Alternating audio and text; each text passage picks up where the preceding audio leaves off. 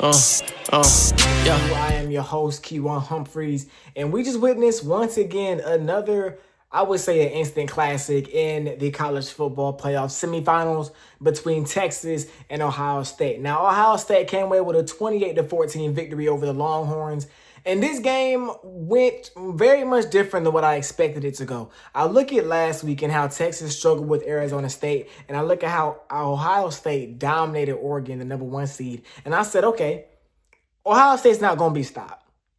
They're not going to be stopped. This offense is too spectacular. Will Howard's too good. Jeremiah Smith is too good. They may run away with this game early. They may do it.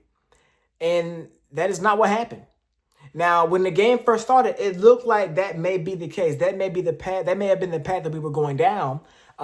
Texas on the opening drive went for it on fourth down, didn't get it, and Ohio State scored on their first drive with ease. But after that, both teams traded punts up until the last 2 minutes. The last 2 minutes of the first half. Texas got down the field and scored a touchdown, and so it was 7-7. But then, I blinked. I went to go get me something to drink, and I came back, and Travion Henderson had caught a screen pass and took it 75 yards to the house. So going to the half, the score was 14-7, and both of these teams just kept battling.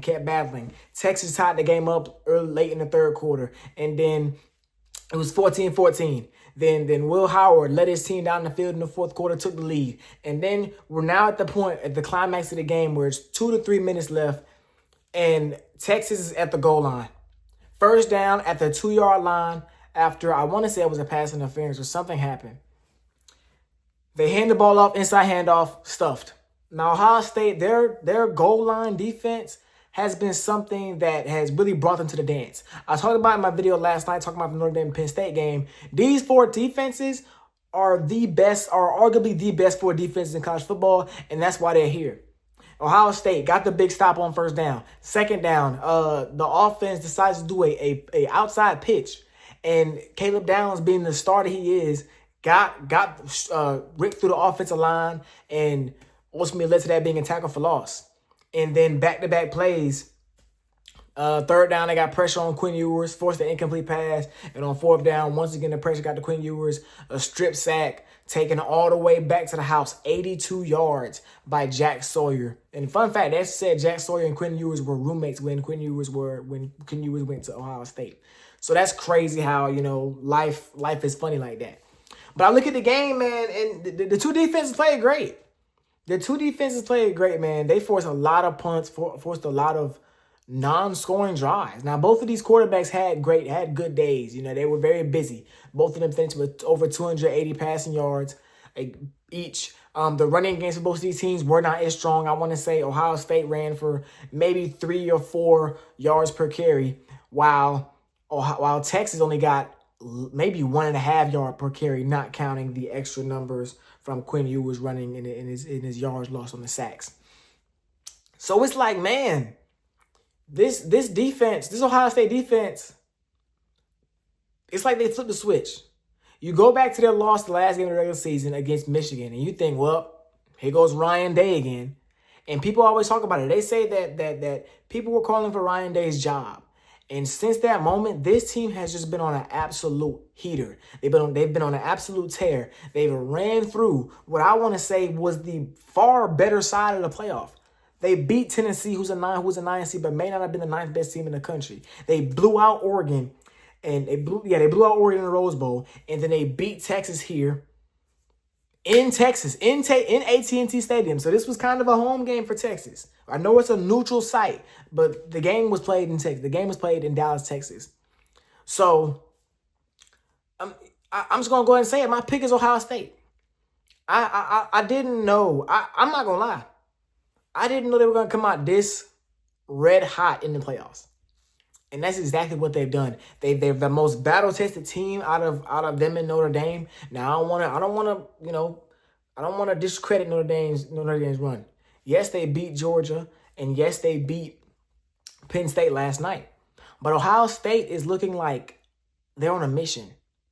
And I'm not fully sure if Notre Dame can handle that for a full 60 minutes. Now, Notre Dame has proved me wrong this whole playoff run.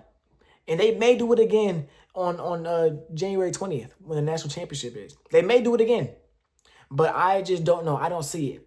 Now, looking at the stats, I'm not going to pull them up because, there's no need to. But Jeremiah Smith, the star of this Ohio State receiving corps, along with, Emeka and Jugba, whatever, however you say his name, Emeka, along with him, he's the star. He's the star of this receiving corps. He only had 1 catch for 3 yards today. So Texas did a really good job of taking him out of the game, but it just was not enough. It just wasn't enough. It was chunk play after chunk play between these two teams. It was either an explosive play or a stop. And that is very, very tough to defend. When a team, any given play, they can go for 60, 70 yards and score. It's a very tough team to defend. And that is who Ohio State is. Notre Dame, they have one of the best defenses in the country as well. I'm not gonna disrespect them. Their run game also may perform better than Texas' run game did in this game as well. Because Quinn Ewers can run, but Riley Leonard is a runner. He's a big guy. He reminds me, running wise, he reminds me of the way Josh Allen runs, where he doesn't avoid contact. He goes right through you. And I think that's going to be a little different, having to tackle him versus having to tackle a Dylan Gabriel or a Nico Iamaleva or a Quinn Ewers. It's going to be a little different having to stand your ground and have to tackle that big body that's Riley Leonard, along with those running back, those 2 really good backs in Jadarian Price and Jeremiah Love. But my pick is Ohio State. I'm pulling up the tail of the tape. We're gonna look at the tail of the tape and look at how these two teams match up, man. But it's really, really good. Really, really good. Another short video for y'all. That's all I got for y'all today, man. Make sure you like, comment, subscribe, share with y'all folks. We have NFL playoff action coming tomorrow. I'm going to be doing a little bit of traveling. Tomorrow, so that video, the NFL playoff video, is still going to be scheduled to drop tomorrow night. But till next time, going for 2. We out of here. Yeah.